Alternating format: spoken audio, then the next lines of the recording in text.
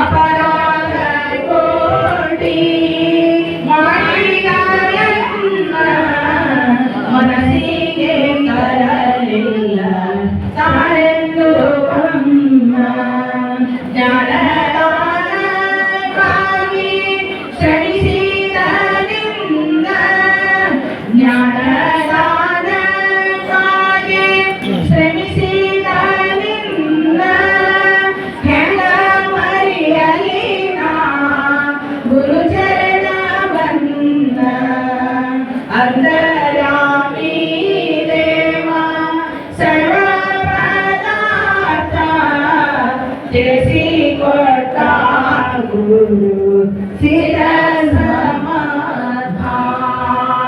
ಸೇಯ ಮಾಡಿಲ್ಲ ನಾನೆಂದು ಆದರೂ ಧರಿಸಿದೆ ನೀಯನ್ನ ಬಂದು